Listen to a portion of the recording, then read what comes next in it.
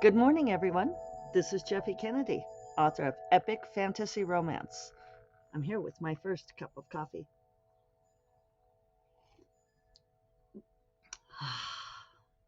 Today is, say it with me. Today is Friday. Woo! June 2nd. Here we are in June. And I'm back. I'm back home. If you're on video, you'll see I am out in the grape arbor. Um, I even have some flowers. It's Yeah, how nice is that, right? Finally getting some flowers, getting some summertime, though it's still been cool and rainy here in Santa Fe. Got big rain yesterday, which is good. That's great. Rain is great. Um, it's always bodes well for us if we start the year with lots of cool and rain. And I haven't been on the podcast for quite a while. I think I mentioned before, it is the downside of me going to only Mondays and Fridays. Um, Sorry, I considered going back to Tuesdays and Thursdays as well, or maybe substituting, like, still trying to get 2 days a week. I don't know. I'm not sure what the thing to do is. But I'm here for a while, so it's kind of a moot point. Uh, I definitely need to get my writing mojo back. I need to get really going on stuff. As a quick aside, I will do a little earring update for those of you who are long-time watcher listeners and care about such things. I got these great earrings when I was in Madison, Wisconsin at WisCon. And if you are on video, getting some glare there from the sun. I don't know if we'll be able to get a good view of it. Uh, it's better back here. Yeah. Anyway, they are glass and they are kind of a jade green color. They had a farmer's market while we were there in Madison, and this booth had all these great earrings, and we debated for much time on which would be the perfect ones, and finally settled on these. They're kind of a different color for me, but green, my favorite. Susan Lee was with me, and I had the best time getting to know Susan Lee. I had met her before because she is one of the people who was on the Kauai retreat with me. And I had met her like a year before that when they visited Santa Fe. But this time was time that I really spent with Susan, and we had rooms next to each other at the hotel, and so we were kind of ended up being conference buddies. And she is just the best. She is delightful. She's like one of my new favoritist people. And she is, I want to say, an aspiring writer, except that she's had considerable writing success very early on. um, Her list of awards is impressive. She went to Clarion and an anthology she had a story in, won the World Fantasy Award, and another story got like shortlisted for the British Science Fiction Award.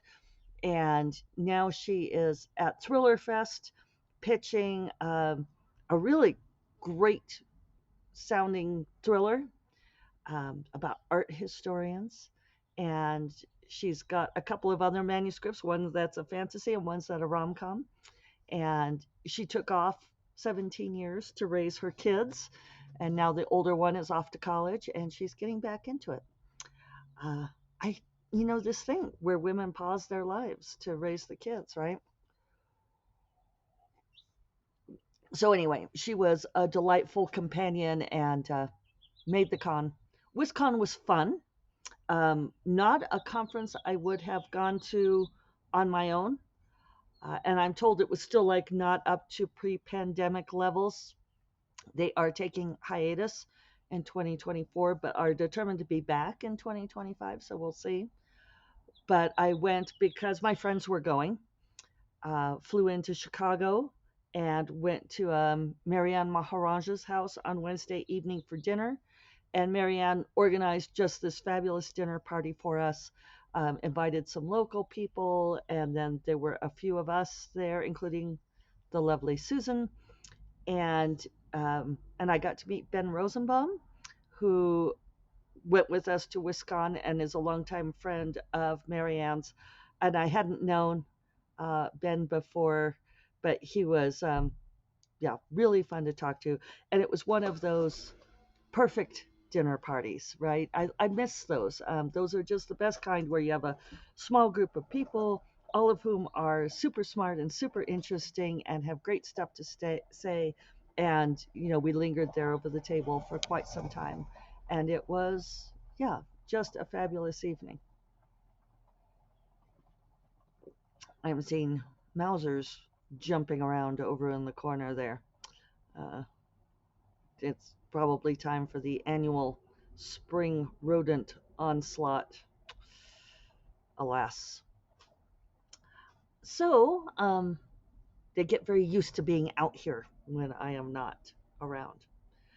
Uh, I have considerable garden cleanup here to do now that I'm finally done with all of my traveling and here for a little while. Hope to get a lot of that done over the next couple of weeks, which is a pleasurable task. Very good for centering the self and so forth. Other things about WisCon, one thing about WisCon that was nice was I was on 4 panels, but other than that, I had very little responsibility. And it makes me realize how much I normally pack into my conference schedules. Those of you out there who are writers and do this same shtick, you know what I mean. Like, even though you end up having like lots of meals and drinks with people, a lot of times it just feels very packed. And I had a couple of long conversations with Arlie Sorg, who is wonderful and delightful and interesting. We hung out some at World Fantasy, and he was at Nebula conference, and then we got to have more downtime at this conference to talk. And Arlie is the editor of, and maybe founder of Fantasy Magazine. He writes for Locus, and now he is starting out as a junior agent at KT Literary with Sarah Megabo mentoring him. So if you are querying, if you are interested in looking for agents, and you all know that I often give the advice that a young and hungry agent who is building their client list is a great opportunity to go with, definitely consider Arlie at KT Literary. Uh, but Arlie and I were talking about how WisCon was so laid back, how we normally have our schedules, and we were riffing on it and joking, it's like, and he said this, which made me laugh. He's like, yeah, it's like when you have the coffee date and you say, okay, I can meet you at 3:15 for coffee, but the coffee has to be ordered already. We can't wait for it to arrive because I have to be out of there by 3:25. And it's like, sometimes it's actually that bad. So when we ran into each other in the lobby, and I went over and gave him a hug, and he's like, I didn't expect you to be here. Didn't we just see each other at Nebula's? And I said, same. And he said, well, this must be nice for you because it's like a little vacation. He said, because you have no responsibility here. And I realized it was true. Um, I went because my friends wanted me to go. It wasn't particularly a great professional opportunity. Although one thing that was really nice was a lot of people came up to me and expressed appreciation for what we're doing at SIFWA, thanked me for the work that I do, which is really nice. It's one of those things I don't normally get unless I'm out circulating in public. And it's funny because people always preface it by saying, I know it's a thankless job. And it's like, actually, I get thanked quite often, which is it's wonderful that people think of it. Uh, and Susan was making fun of me later. She was telling we got to meet up with my stepsister Hope and her husband Galen, who by incredible coincidence were in Madison the same weekend that I was because they live in Tucson. Uh, and so Hope was asking how the conference was going, and Susan came with me. We went and had drinks out on the University of Wisconsin terrace by the lake and listened to all these young bands play, like each had a half-hour set. Someone's come up from Chicago, sat there and drank draft beer in the warm summer evening, and it was glorious, and also something I don't do very often. We sat there all night, well, at least till like midnight. But Hope asked how the conference was going, and Susan was saying, "Oh yeah, it's interesting to walk around with Jeffy because every other person comes up to her and is all like, 'Oh, you're so wonderful! It's so great to meet you. Thank you for being SIPO president.'" And I'm like, "It's not that bad." And Susan's like, "It's almost that bad." But that was gratifying. But yeah, otherwise, Arlie was spot on that I really didn't have. Um, I wasn't responsible for anything that went right or wrong, and I yeah, I hung out with people a whole lot and had long conversations in a way I don't normally get to because of like the 10-minute coffee date where you have to make sure the coffee's already ordered. So it was great. Um, there were a bit of drama going on, but other than that, it was a good time. It was a good break. I did a little bit of writing while I was there every day, mostly to keep my hand in. And because I did have some time to write, my concentration wasn't great. So now I'm back in the mode of trying to amp up my word count. I'm still writing on Onera. I think this may be the epistolary romance that I was considering. Uh, it's coming out now, and I'm just finishing the first scene, so I'm at like 12,000 words. I'm gonna finish writing this freaking book. I'm gonna write the whole thing. Uh, I had a brief moment of panic yesterday because, as you all know, or longtime listeners know, we are out on sub with the Amethyst run.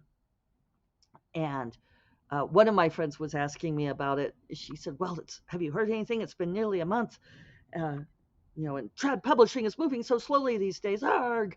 And which was all sympathy for me. I don't mean to be making fun of her at all. But I was like, well, actually, it's been 3 weeks, and that feels reasonable. I'm not too head up about it.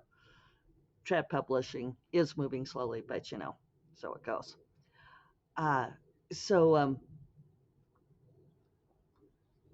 sorry, I started thinking about something else there. But so yesterday I heard from Agent Sarah, and she sent me feedback from one of the editors that was it's one of those good bad things. First feedback, and she loves it. She loves it, which is that's the good, right? She said actually that she's obsessed with the characters and that it promises to be a high octane adventure, and she loves everything about it. But I bet you authors out there know what's coming. She was sad it was only a partial, and she wanted to know if she could read the full manuscript, which no, because it's not fucking written. uh, so uh, I don't. Sorry, I have to process that for a moment. It's Sarah said, I just wanted to check to see if you'd written any more on it. She's asking this in a absolutely non-pressure way. The pressure all comes from me. She said, I was checking to see if you've written more on it, but I know that you have your indie deadlines. She's very respectful of that. And it's like, well, not actually. Am I? Not only did I not write more on this, I'm not writing on anything to meet my indie deadlines either. I'm writing on this thing that fell on me from out of the sky. Um, I feel so irresponsible, really. This is so not like me. And all of my friends that I talk to about this, when they ask me what I'm writing, which so many of them do, I have this wonderful set of friends, and they're like, "What are you writing on?"